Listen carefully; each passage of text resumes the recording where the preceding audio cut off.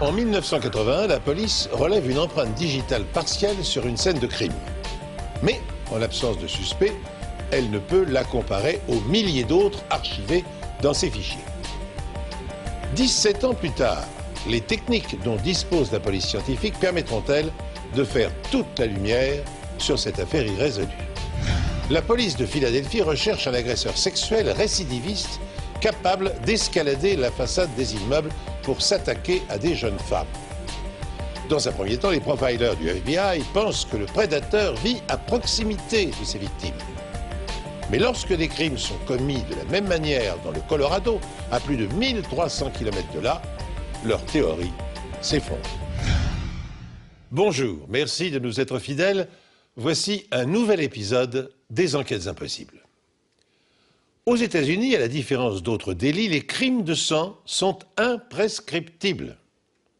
Cette disposition juridique permet aux enquêteurs les plus tenaces de déterrer des affaires irrésolues vieilles de plusieurs années. Elle permet aussi à la science criminologique d'accomplir des progrès et de donner une nouvelle vie à des indices inexploités. Ainsi, n'est-il pas rare que des meurtriers se croyant à l'abri des poursuites soient rattrapés par la justice? Charles Whittlesey est un architecte célèbre du début du XXe siècle. Un pionnier dans la conception de structures en béton armé. Il a dessiné et construit des stations ferroviaires dans toute l'Amérique. Celle d'Albuquerque est la plus connue, ainsi que celle d'El Tovar en bordure du Grand Canyon, construite en 1902. El Tovar est aussi un complexe hôtelier qui donne sur le Grand Canyon. Les constructions de Whittlesey sont éclectiques, un mélange des styles entre le chalet suisse et les villas norvégiennes. Charles a 4 enfants, mais sa fille aînée, Enid, est celle qui hérite de l'esprit créatif et aventureux de son père. C'était une très belle femme, grande, élancée, avec une belle chevelure et un sourire éclatant. Face à la pression familiale pour qu'elle entre au collège, Enid préfère le vaudeville. À 17 ans, elle entame une carrière de danseuse dans la troupe de Marion Morgan.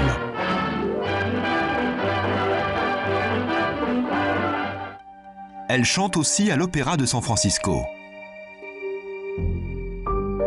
Bien que ne s'étant pas mariée, Enid adore les enfants. Par la suite, elle occupe un poste de gouvernante.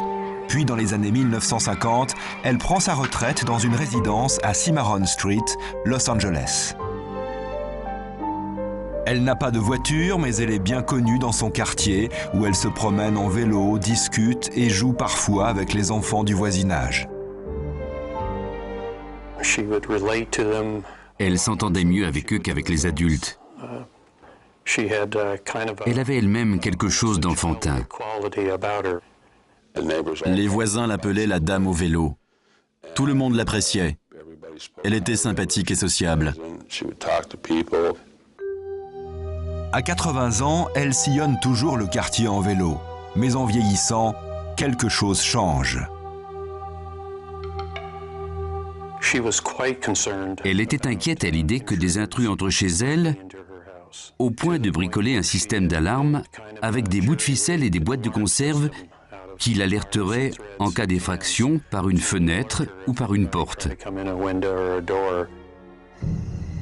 Le 13 mars 1981, un voisin remarque que la porte principale d'Enid est ouverte.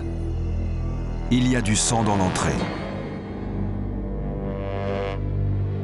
Les infirmiers trouvent Enid Whittlesey dans sa chambre du premier, morte de plusieurs coups de couteau. Frank Bolan est le premier enquêteur sur les lieux. La dame était frêle. Elle n'a pas dû opposer grande résistance. Tous ces coups infligés étaient superflus. La chambre est mise à sac. Le mobile apparent est le vol. Les tiroirs étaient ouverts. Leur contenu était sorti. Il y avait du sang sur les affaires et dans les tiroirs. Bolan remarque des gouttes de sang sur les marches de l'escalier. La personne qui a perdu du sang quittait les lieux. Elle a dévalé l'escalier et est sortie par la porte de devant. Sur la porte, il y avait du sang et une empreinte près du pommeau.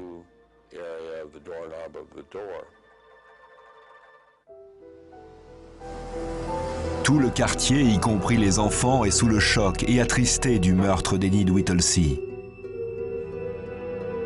Ses amis savent que malgré sa gentillesse, elle avait très peur d'être agressée. Qui a bien pu s'attaquer lâchement à Enid Whittlesey, la vieille dame au vélo, la retraitée paisible, aimée des enfants? L'agression dont elle a été victime crée la stupéfaction dans son quartier car personne ne lui connaissait d'ennemis. Le vol est-il le mobile du crime? Un élément retient l'attention des enquêteurs. Pour quelle raison la fille du célèbre architecte avait-elle bricolé un système d'alarme fait de boîtes de conserve et de bouts de ficelle? Que craignait-elle? Avait-elle été menacée? Connaissait-elle son meurtrier? Que ce soit une prémonition ou une coïncidence, elle avait peur de quelque chose.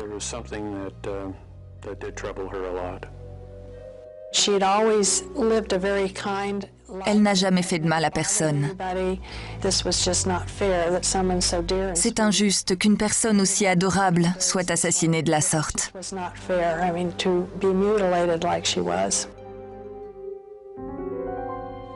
Dans la maison, il y a de nombreux éléments qui permettent de reconstituer les derniers instants d'Enid.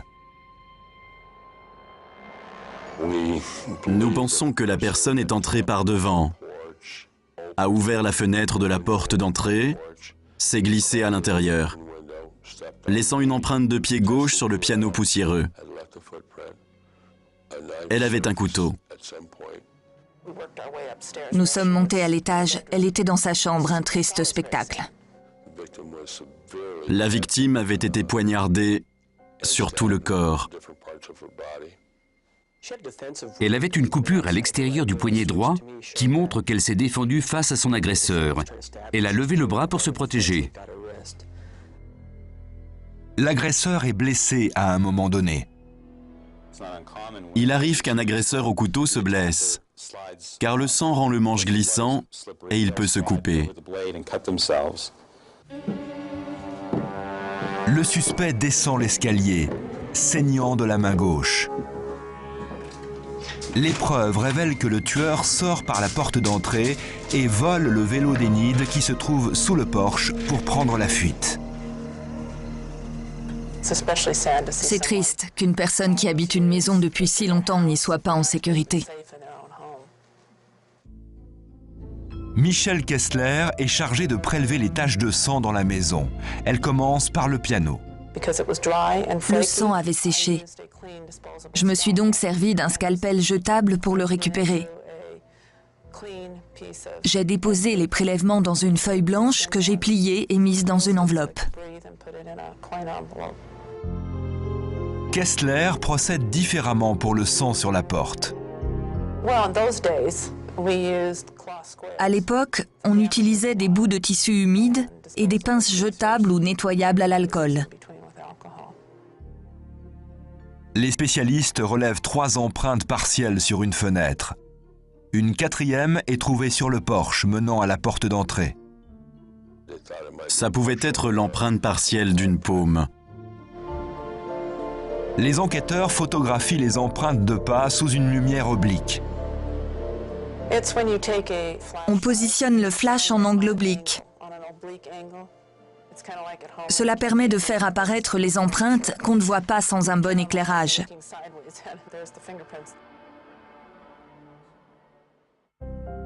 Les preuves médico-légales dévoilent comment le crime a été commis, mais ne permettent pas d'identifier le meurtrier.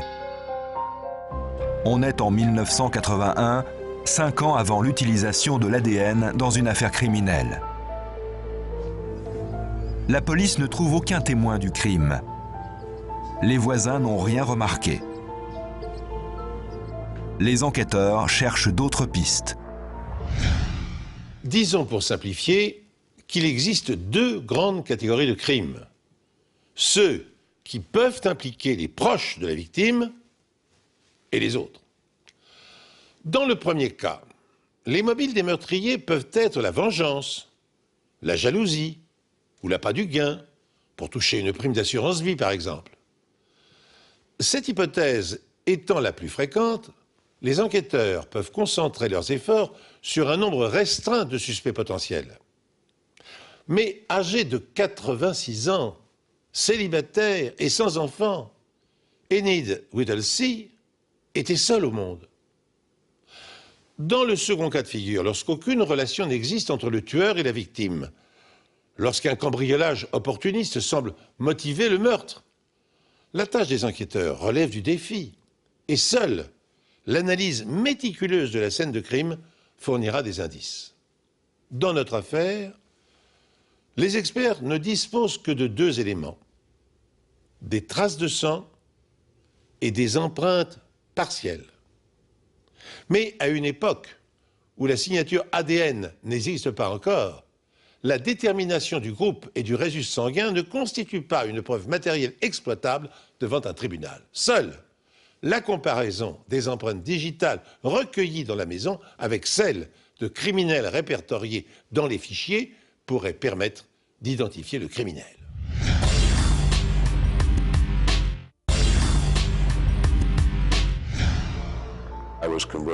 Avec des collègues, on comparait des documents, des empreintes, mais on n'avait aucun suspect.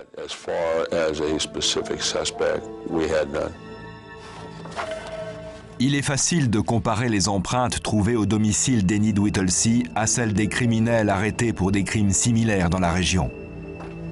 Mais les comparer à tous les noms fichés est impossible. Il y avait des millions de fiches. Avec un suspect, on aurait pu comparer. Mais sans aucun suspect, c'était impossible sans l'empreinte complète. Et sans empreinte à comparer, l'affaire reste non résolue. Les enquêteurs savent seulement que le meurtrier est du groupe sanguin B et qu'il est gaucher. On savait que l'enquête en cours était quasiment terminée et on a été surpris d'apprendre qu'elle ne menait nulle part.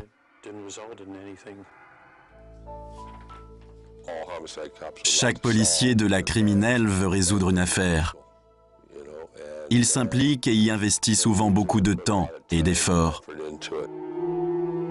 Le meurtre d'Enid Whittlesey est l'une des nombreuses affaires non résolues du dossier de Frank Bolan. Il m'avait dit un jour qu'en 30 ans de carrière, 3 affaires le hantaient toujours et qu'il voulait les résoudre avant sa retraite. Celle-ci en faisait partie.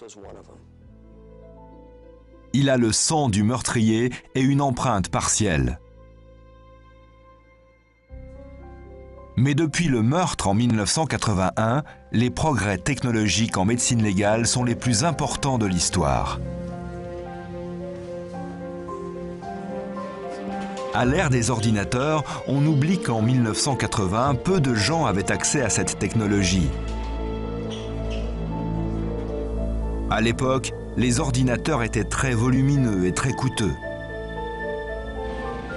Précurseurs, le FBI et la Lockheed Martin Company ont tenté d'analyser et comparer des empreintes digitales. L'apparition des scanners pour photographier les empreintes et la compression et le formatage des dossiers ont mené à la création de l'AFIS. L'AFIS, c'est le système d'identification automatisé par empreinte digitale. C'est un système informatique qui scanne une empreinte et qui affiche une liste de 10 candidats ayant des caractéristiques similaires à celles de l'empreinte entrée dans le système. Cette nouvelle technologie révolutionne l'analyse d'empreintes, pas seulement pour les nouvelles affaires, mais aussi pour les anciennes.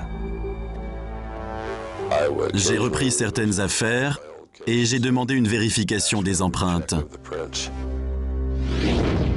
L'inspecteur Bolan envoie les 4 empreintes trouvées chez Enid Whittlesey au labo. L'AFIS ne trouve aucune correspondance pour les empreintes relevées sur la fenêtre, mais trouve quelque chose pour celle de la paume. L'empreinte était si petite qu'il était difficile de déterminer si elle venait d'un doigt ou d'une paume. L'AFIS détermine que l'empreinte est celle d'un doigt et non pas celle de la paume. L'ordinateur identifie 10 individus pour vérification d'empreintes. On a sorti tous les fichiers des suspects pour comparer. On a mis les empreintes côte à côte et on a vérifié à la loupe. L'examen de l'empreinte donne un résultat. Le propriétaire est Carl Stewart. J'ai tout de suite fait des recherches et découvert qu'il habitait à 800 mètres de la victime. Il détenait le record d'arrestation de la division du Wilshire pour vol et autres larcins. Ironie du sort, Carl Stewart est incarcéré à Los Angeles suite à une arrestation pour violence conjugale. Je suis allé voir son épouse qui avait porté plainte. Je l'ai interrogé. J'ai appris qu'il méprisait les personnes âgées et qu'il avait commis des cambriolages.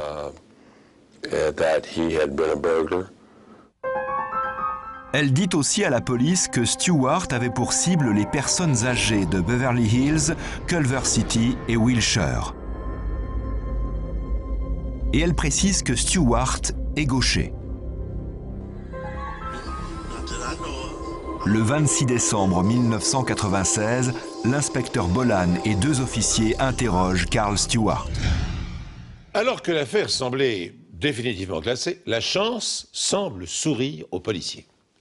14 ans après le crime, grâce à l'emploi des puissants ordinateurs du FBI et à l'informatisation des empreintes digitales par rayon laser, ils sont enfin en mesure d'identifier un suspect. Carl Stewart possède un casier judiciaire chargé. Il est incarcéré pour violence conjugale. Il a commis des vols. Il est connu pour agresser des personnes âgées et sans défense. Il a laissé une empreinte digitale partielle dans la maison d'Enid Whittlesey. Et il est gaucher, comme le tueur de la vieille dame.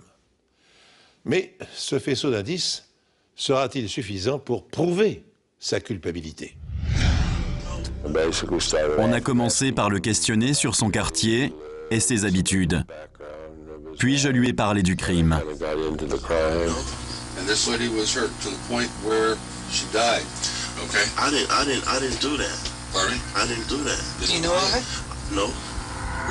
Au départ, Carl Stewart affirme ne rien savoir du cambriolage et ne pas connaître Enid Whittlesey. Puis il change de version. I've seen her in the neighborhood, I remember. And she would wave at the kids playing when we was little. Like, when you would see her riding a bike, she would wave at you and stuff. And, you know, everybody would pretty much wave back at her or something like that. Chaque fois que mon collègue et moi ajoutions des informations et des preuves, il changeait de version et l'adaptait aux nouveaux éléments mentionnés.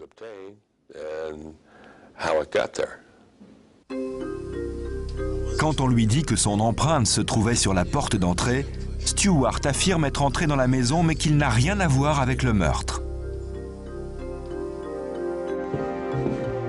Le procureur Eden Zaki doit décider s'il va présenter l'affaire au tribunal. Le crime a été commis le 11 mars 1981, alors que j'étais encore au collège. L'affaire était ancienne. Je me suis demandé comment j'allais trouver des témoins prêts à comparaître et si toutes les preuves avaient été conservées. Zaki n'est même pas certain que l'empreinte suffise à condamner Stewart. On n'avait que cette empreinte. En théorie, on pouvait faire le procès, mais en pratique, Stewart pouvait facilement trouver une explication. Les enquêteurs veulent s'assurer que c'est bien le sang de Carl Stewart qui se trouvait dans la maison. Il leur faut donc un échantillon du sang de Stewart et de celui d'Enid Whittlesey. Mais l'échantillon du sang d'Enid prélevé à l'autopsie a disparu du dossier. Au lieu d'utiliser le sang prélevé par le médecin légiste, on a utilisé celui sur la chemise de nuit d'Enid Whittlesey comme échantillon de référence. Les prélèvements de sang séché sont mis dans l'eau stérilisée. L'eau dissout la tache et permet aux cellules sanguines présentes dans le tissu d'éclater. Elles libèrent alors leur contenu dans l'eau, y compris l'ADN. L'étape suivante consiste à filtrer l'ADN. J'ai dû le mettre dans une centrifugeuse, qui est en fait un filtre qui permet deux choses. Nettoyer l'ADN et le concentrer dans un plus petit volume d'eau. Le fragment d'ADN est alors répliqué plusieurs fois en échantillons exploitables par réaction en chaîne, par polymérase ou PCR. 6 gènes marqueurs sont définis et colorés en bleu par ce procédé. J'ai trouvé une empreinte qui correspondait au profil génétique d'Enid Whittlesey. 8 autres taches de sang prélevées dans la maison correspondaient au profil génétique de Carl Stewart.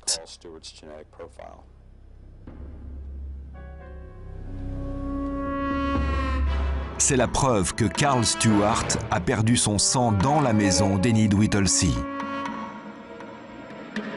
Stewart a laissé son sang sur les lieux du crime. Quel argument la défense pourrait-elle trouver?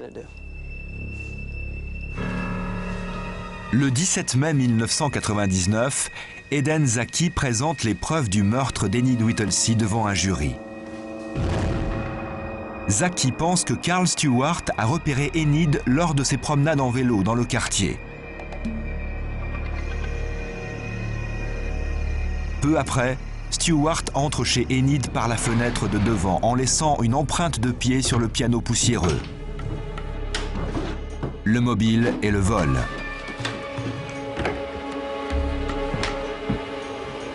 À l'étage, Enid surprend Stewart. Une bagarre s'ensuit, causant des blessures sur les bras et les mains d'Enid.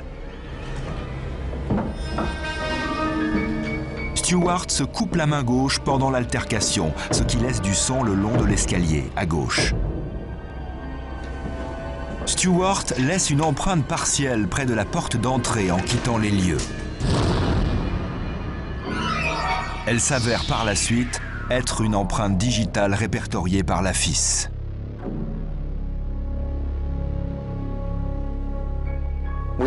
On savait qu'on le tenait. C'était bien l'empreinte et c'était bien le sang de Carl Stewart qui se trouvait dans cette maison. Le jury a mis 2 heures à déclarer Carl Stewart coupable de meurtre au premier degré.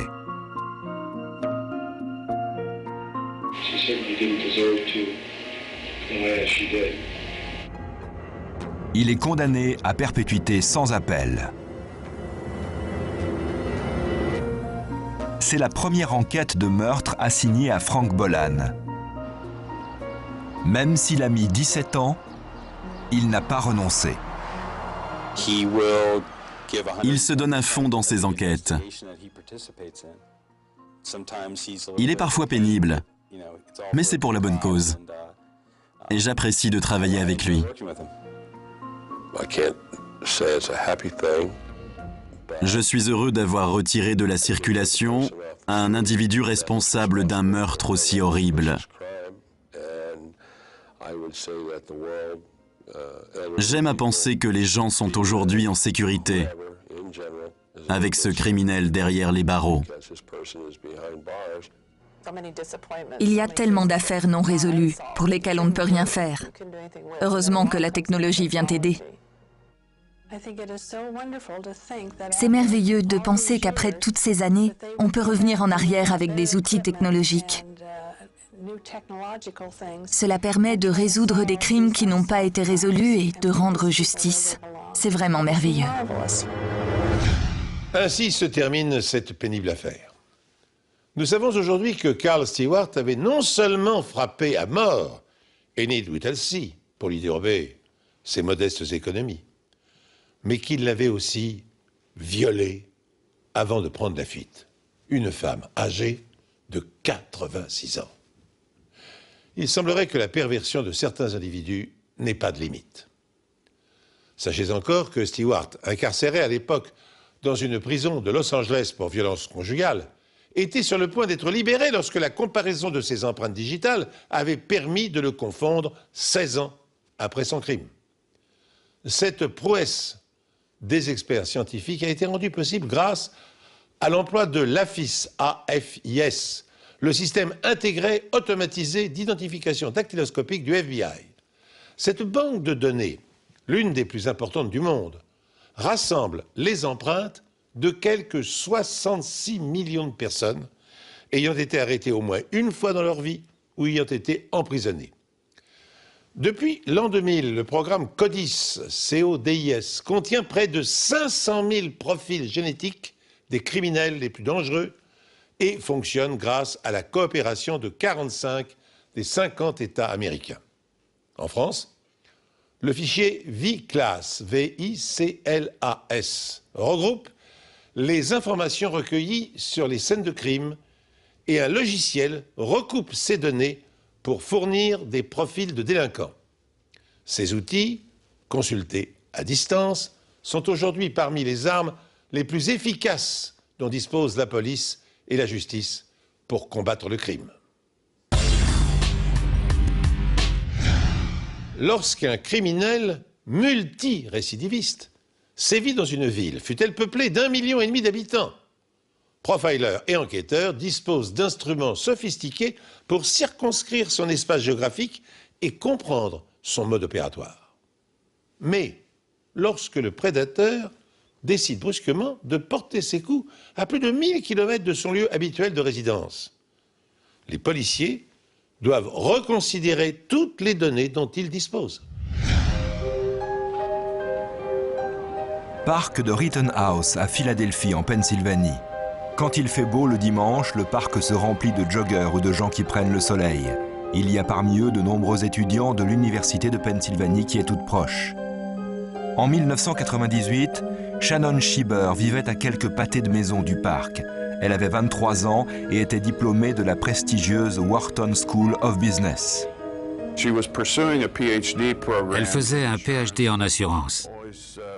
Mais comme elle aimait les défis, elle préparait en même temps un diplôme dans la finance. Pour Vicky et Syl Schieber, ses parents, Shannon comblait tout leur espoir.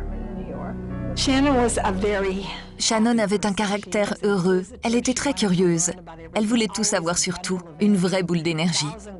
Elle posait toujours des milliers de questions partout où elle allait. Elle voulait toujours connaître le pourquoi et le comment des choses. Elle était très brillante. Elle aimait la compétition. Quand elle montait à cheval, elle voulait remporter des trophées. Mais elle avait un côté très affectueux. Elle avait toutes sortes d'amis, plus que n'importe qui d'autre que je connaisse. Shannon excellait dans tout ce qu'elle faisait. Pendant sa dernière année de lycée, elle avait été la présidente de l'association des élèves et elle avait rencontré un autre président qui venait annoncer qu'il se représentait aux élections.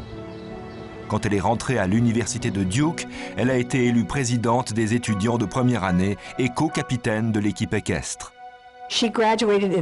Elle a eu son diplôme en 3 ans avec une triple mention d'excellence en maths, économie et philosophie. Elle a donc déménagé à Philadelphie pour faire ses études de 3e cycle. Elle a loué un appartement situé au 2e étage, à côté du parc de Rittenhouse, car elle pensait que le quartier était sûr. Le 7 mai 1998, Shannon a passé la soirée chez elle. Le lendemain, elle n'est pas venue retrouver ses amis qui l'attendaient. Ils sont donc allés dans l'appartement de Shannon et ont forcé la porte. C'est une amie de Shannon qui a appris la nouvelle au Schieber. Elle m'a dit de venir immédiatement. Quelque chose de terrible était arrivé. J'ai dit à Sam, je veux savoir, et elle nous a dit qu'elle était morte. Elle s'était fait couler un bain. Il y avait une feuille de papier, on a donc su qu'elle était en train d'étudier. Le tueur avait réussi à monter jusqu'au balcon du 2e étage et était entré par la porte vitrée coulissante.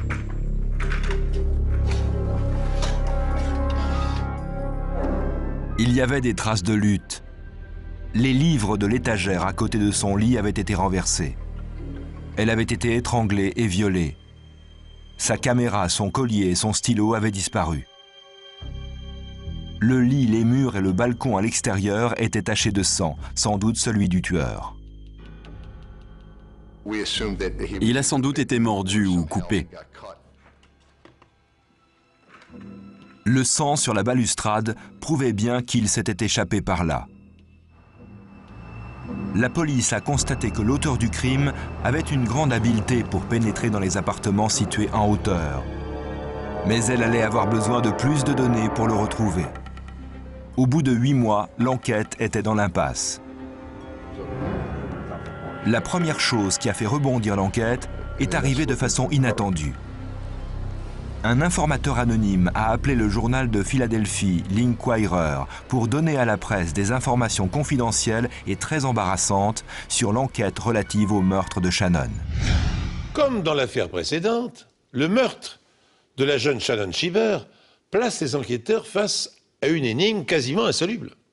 Car à l'évidence, l'étudiante ne connaissait pas son meurtrier. Pour l'identifier dans une ville qui compte 1,5 million d'habitants, la police dispose seulement de 2 éléments. Des échantillons de sang et le fait que l'assassin est probablement un homme jeune et athlétique puisqu'il est parvenu à escalader sans difficulté la façade de l'immeuble pour pénétrer dans son appartement. Néanmoins, une différence majeure distingue les 2 affaires. En 1998, les experts de la police scientifique disposent d'un arsenal technologique d'une prodigieuse efficacité qui n'existait pas 15 ans plus tôt. Informatique et ADN seront-ils suffisants pour identifier le criminel? À moins que l'informateur anonyme qui a contacté l'Inquirer, le journal local, n'ouvre une nouvelle perspective à une enquête qui semblait dans l'impasse depuis 8 mois. Cette personne nous a dit que ce qui s'était passé avec Shannon était vraiment regrettable, car on avait fait l'impasse sur 2 affaires similaires. Or, si on avait eu ces informations, on aurait pu faire avancer l'enquête. Je suis certain que cela émanait d'un haut responsable de la police. Certains journalistes de l'Inquirer ont donc mené une enquête et ont eu la preuve que la police avait caché plusieurs cas antérieurs d'agression sexuelle. Il fallait que les statistiques en matière de crimes dans la ville soient meilleures qu'elles ne l'étaient en réalité. À Philadelphie, cela faisait au moins une vingtaine d'années que la police omettait les statistiques en matière de viol. Elle ne les comptabilisait pas comme délits et les effaçait des registres tout simplement. 2 de ces cas n'avaient jamais été reportés. Ils avaient eu lieu juste 1 an avant le meurtre de Shannon et le violeur avait agi de la même façon. Toutes les victimes étaient de jeunes femmes vivant seules qui n'avaient ni petits amis ni animaux. Notre enquête a montré que les victimes étaient les femmes les plus démunies, des clochardes, des Afro-américaines, des femmes qui n'avaient aucun moyen de se défendre. L'une de ces victimes avait pu brièvement apercevoir le visage de son agresseur. Un portraitiste réunit ces informations et établit des portraits robots. Il s'agissait d'un homme grand, mince, de peau claire, bien habillé et qui devait avoir autour des 25 ans. On a créé une unité spéciale, on a fait venir des indicateurs, des policiers en civil et on a fait circuler le portrait robot. On savait qu'il s'agissait d'un homme très agile, mince et probablement très athlétique. On a donc fait le tour de tous les clubs d'athlétisme de la ville et des environs. En juillet 1999, Boyle et Peary demandent l'assistance des profileurs du FBI. Les profileurs, ayant l'expérience de nombreux auteurs de crimes, ont affirmé que le violeur devait habiter le quartier, aimer sortir tard la nuit et qu'il avait sans doute été déjà impliqué dans des actes de voyeurisme.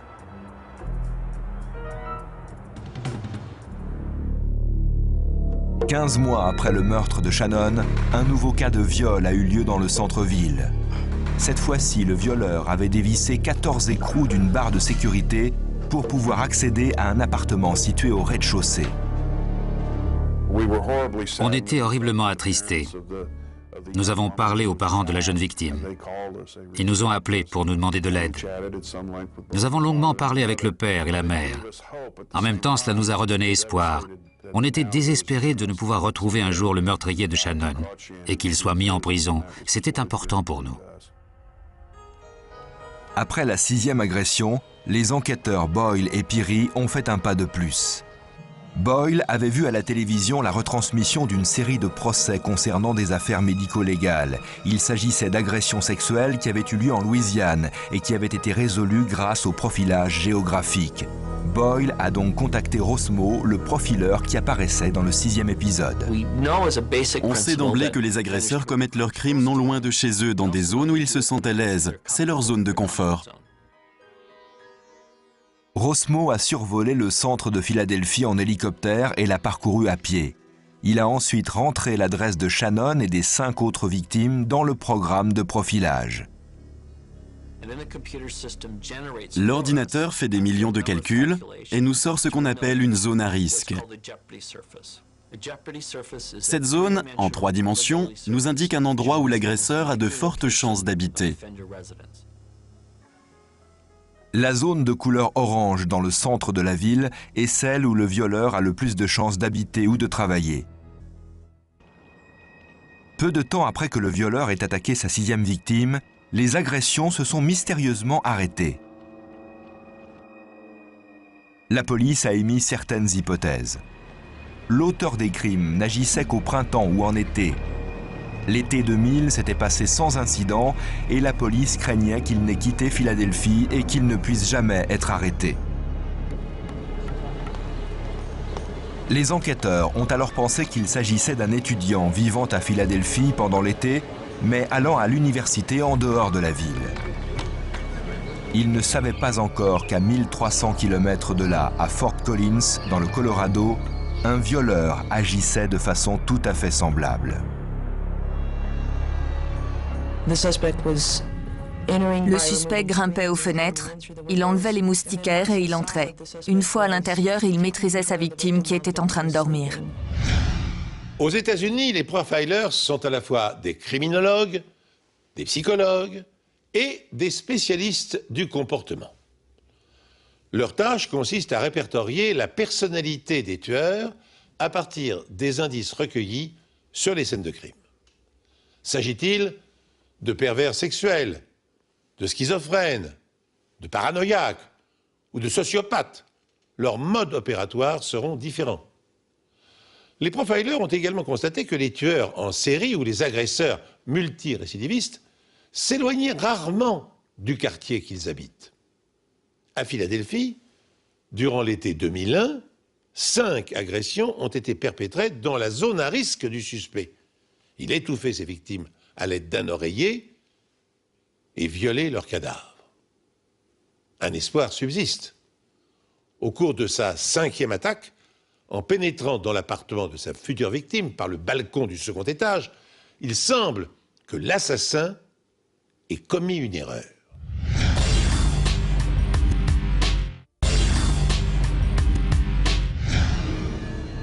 Svoboda, le directeur du laboratoire d'expertise criminologique, a découpé un morceau de la balustrade et y a pulvérisé de la ninhydrine, un produit chimique qu'on utilise pour révéler les empreintes de doigts sur les surfaces poreuses.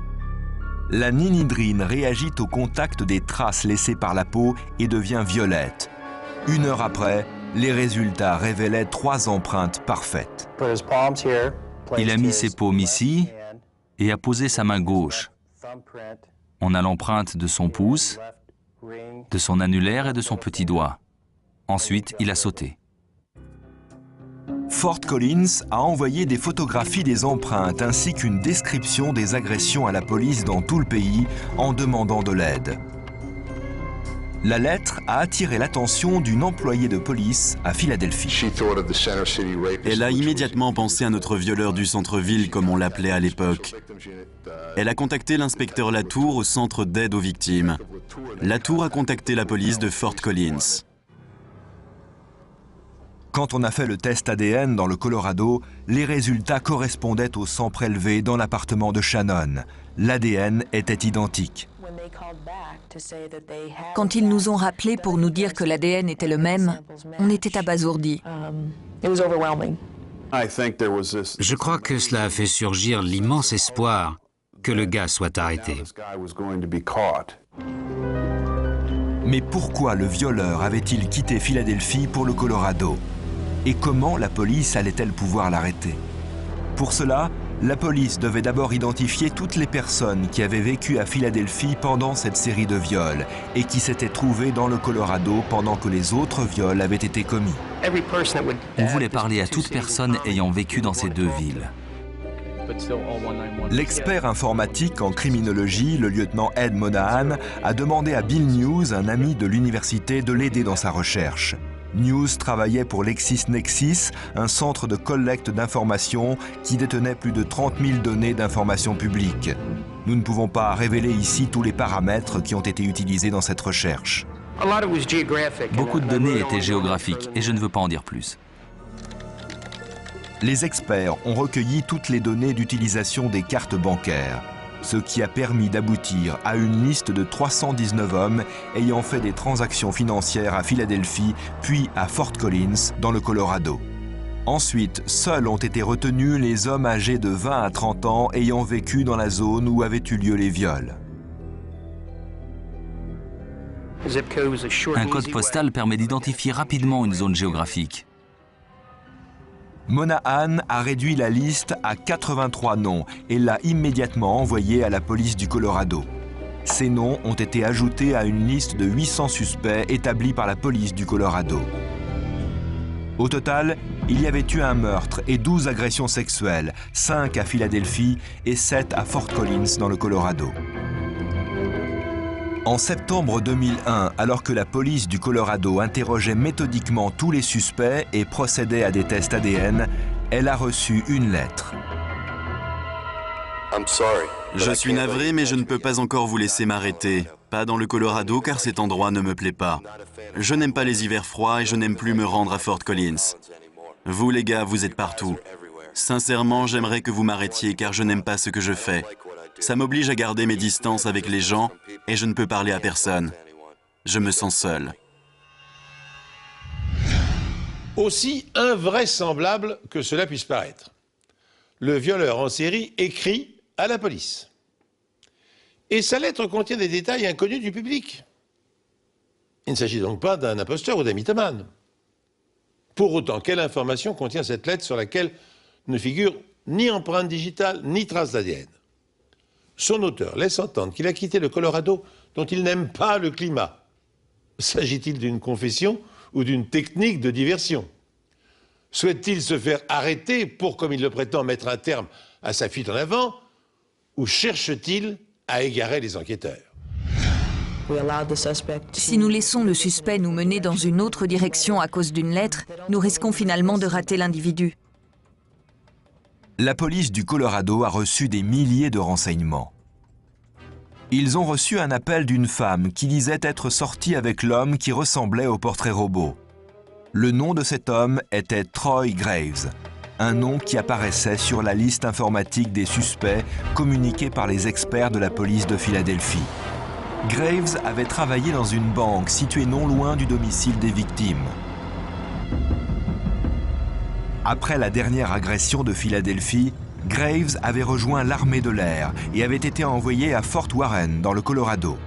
Graves habitait Fort Collins, à quelques pas de là, où avaient eu lieu les agressions.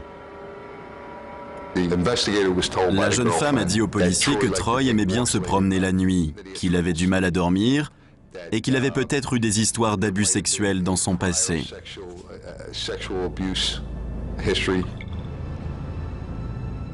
Graves avait été puni pour avoir épié une femme dans sa chambre à la base aérienne. Il était mince, athlétique, physiquement capable de monter jusqu'à la fenêtre d'un deuxième étage. L'inspecteur Neil Issam a contacté Graves pour l'interroger. Il parlait très bien, très poliment. Cela m'a un peu dérouté, mais son physique correspondait bien au portrait qu'on avait. Haytham lui a posé les questions habituelles comme il l'avait fait avec des centaines de suspects. Je lui ai demandé s'il voulait bien passer au détecteur de mensonges. Cela pouvait me permettre de l'exclure définitivement de la liste des suspects. Il m'a répondu catégoriquement « Non, pas maintenant ». Haytham a demandé à Graves son accord pour qu'on prenne ses empreintes digitales. Il a répondu qu'il trouvait ça bizarre.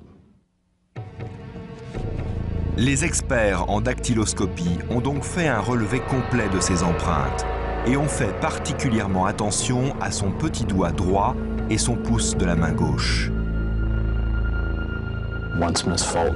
Quand Mme Fulton a relevé l'empreinte, sa réaction m'a immédiatement indiqué qu'elle savait qu'on le tenait. Les empreintes digitales de Troy Graves correspondaient à celles qu'on avait relevées chez sa 5e victime dans le Colorado. Quand on a analysé son sang, l'ADN correspondait à celui qu'on avait retrouvé dans l'appartement de Shannon Schieber. Les multiples agressions perpétrées par Troy Graves étaient maintenant terminées.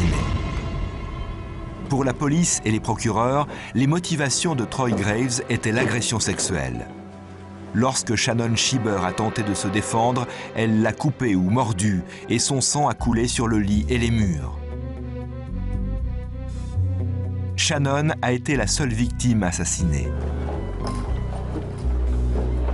Quand on a confronté Graves aux preuves médico-légales, il est passé aux aveux. Il a ensuite plaidé coupable et a été condamné. Lorsque le procès a eu lieu dans le Colorado, certaines de ses victimes ont eu l'occasion de confronter leur agresseur. I hate you, Troy Graves. Troy Graves, je te hais de tout mon être. Je te hais. Comment as-tu osé me violer de cette façon? Maintenant, tu vas payer. À l'avenir, tu ne seras pas seulement privé de toute liberté. Mais la nuit, on va te violer et jouer avec toi d'une façon que même toi, malade mental, tu ne peux pas imaginer. Troy Graves a été condamné à la prison à vie. Il y avait longtemps que j'avais perdu tout espoir qu'on le retrouve, vraiment. Mais ce qui est bien, c'est qu'il ne fera plus de nouvelles victimes. Et ça, c'est un sentiment très personnel, en tant que mère d'une victime. Les parents de Shannon n'ont pas touché à la chambre de leur fille. Elle reste remplie de ses trophées, de ses livres et de photos d'elle avec ses parents ou des amis. On était très proches. C'était une personne pleine de vie qui était une partie de moi-même. Sa disparition si brusque est terrible. La chasse au meurtrier de Shannon est une enquête typique. C'est comme essayer de trouver une aiguille dans une botte de foin, mais on peut y arriver grâce à un solide travail d'enquête, d'analyse des comportements, de profilage et d'expertise informatique et médico-légale. Vous avez ici l'endroit où se sont produites les agressions.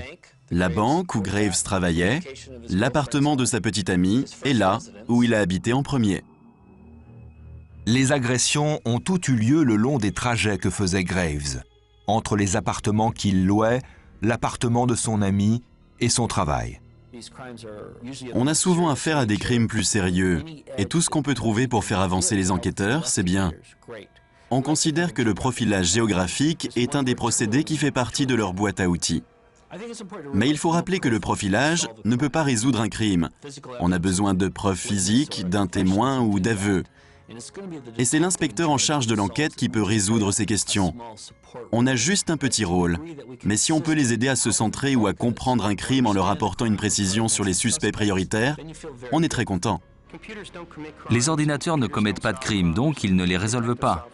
Dans le cas présent, nous avons un excellent exemple du travail des inspecteurs et de la technologie. La preuve par l'ADN est incontournable aujourd'hui. Il y a de nombreux spécialistes, les profileurs géographiques, les profileurs du FBI et l'utilisation des ordinateurs. Tout cela a changé le métier, la manière dont on conduit une enquête. C'est la science criminalistique d'aujourd'hui. En mai 2002, dans le but de sauver sa tête, Troy Graves plaide coupable de viol, homicide et vol aggravé commis à Philadelphie et à Fort Collins. Il est condamné à purger une peine de prison à perpétuité sans possibilité de libération conditionnelle. Sachez encore que si le destin en avait décidé autrement, la vie de Shannon Schieber aurait pu être épargnée. En effet, Sylvester, le frère de la jeune fille, avait projeté de passer la nuit dans son appartement le soir du meurtre. Ayant un devoir urgent à terminer, Shannon avait préféré repousser sa visite au lendemain. Plus tard, dans la soirée, Parmassa Grillet, une voisine, alerta la police lorsqu'elle entendit Shannon appeler à l'aide et 7 minutes plus tard, 2 policiers se rendaient sur les lieux et frappaient à sa porte. N'obtenant pas de réponse, ils se contentèrent d'inspecter les abords de l'immeuble et regagnèrent leur commissariat sans pousser plus loin leur investigation. Le meurtrier de Shannon se trouvait-il encore dans son appartement? La jeune fille était-elle toujours en vie? Nous l'ignorons. Cette émission est maintenant terminée. Je vous remercie bien sûr de l'avoir suivie en ma compagnie. Et rendez-vous prochainement sur cette antenne pour un nouvel épisode des Enquêtes Impossibles.